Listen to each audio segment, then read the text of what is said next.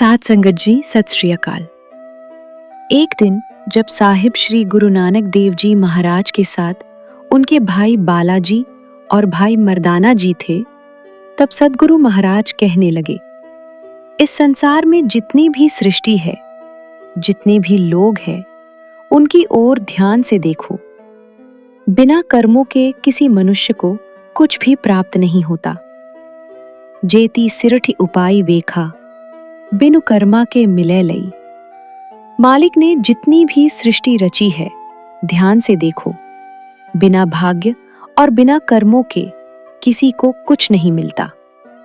यदि हमारे कर्मों में होगा, तभी वह वस्तु हमें प्राप्त होगी। भाई मर्दाना जी कहने लगे, महाराज कृपा करें, इसे किसी दृष्टांत के माध्यम से समझाने का प्रयास करें।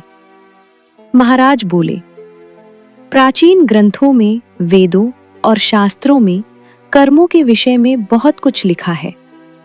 एक कथा लक्ष्मी जी और कर्म देवता की आती है, जो कर्म के सिद्धांत को पूरी तरह स्पष्ट कर देती है। एक बार लक्ष्मी जी और कर्म देवता के बीच संवाद हुआ। शब्दों की बहस में लक्ष्मी जी अपनी महिमा बताते हुए कहने लगी, मैं तुमसे बड़ी हूं। कर्म देवता बोले, नहीं, मैं बड़ा हूं। लक्ष्मी जी कहने लगी, मैं किसी कंगाल को भी सेठ बना सकती हूं।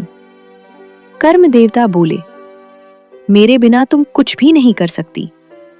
इस विवाद को समाप्त करने के लिए यह तय हुआ कि दोनों किसी गरीब कंगाल पर अपनी अपनी शक्ति का प्रयोग करेंगे।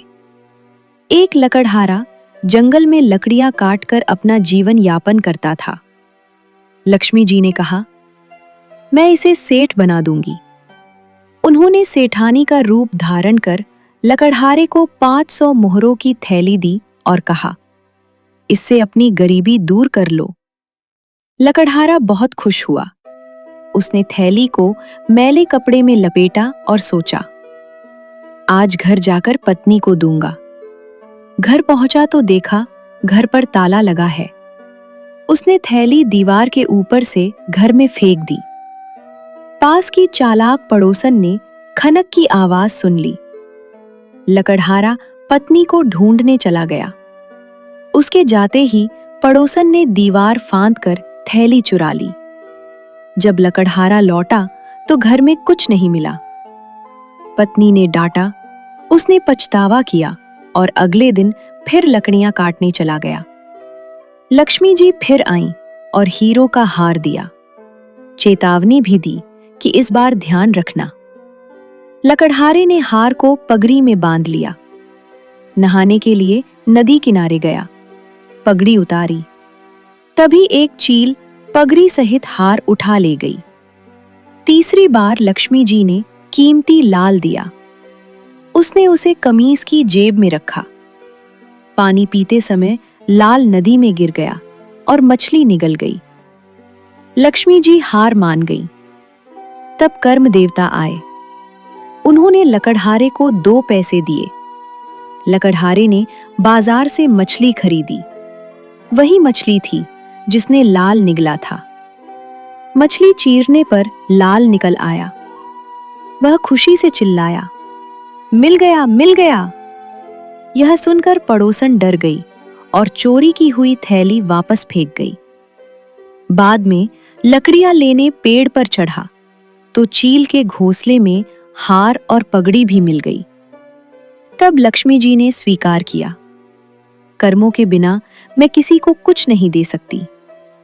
गुरुबाणी में स्पष्ट है, विनु कर्मा के मिले लई। इसके बाद गुरु नानक देव जी राय भोए की तलवंडी आए। भाई मर्दाना जी ने घर जाने की अनुमति मांगी। गुरु जी ने कहा, परिवार के मोह में मत फंसना, जल्दी लौट आना। मर्दाना जी ने कहा, खाली हाथ जाना अच्छा नहीं लगता। गुरु जी ने कहा, इन कंकड़ों की एक मुट्ठी बांध लो और घर जाकर खोलना। घर जाकर जब उन्होंने गांठ खोली तो सारे कंकड़ सोना बन चुके थे। यह कथा श्री गुरु नानक प्रकाश में आती है।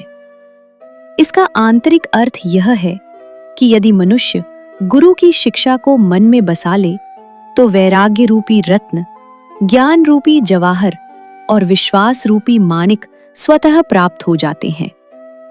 अंत में यही शिक्षा है, जो मिला है उसमें संतोष करो, जो नहीं मिला उसमें भी प्रभु का शुक्र करो।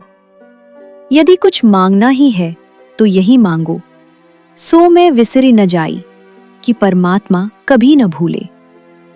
नाम और भक्ति ही सर्वोत्तम मांग है।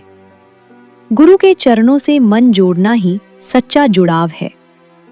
जिसके मस्तक पर भाग्य जागते हैं वही यह दात प्राप्त करता है। इसी प्रकार सद्गुरु महाराज ने कर्मों की खेल को समझाया, भाई मर्दाना जी की गरीबी भी दूर की और उन्हें अमर कीर्ति प्रदान की। आज भी जहां गुरु नानक देव जी का नाम है, वहां भाई मर्दाना जी का नाम साथ साथ लिया जाता है। भूल चूक की क्षमा। वाहे गुरु जी का खालसा, वाहे गुरु जी की फतेह।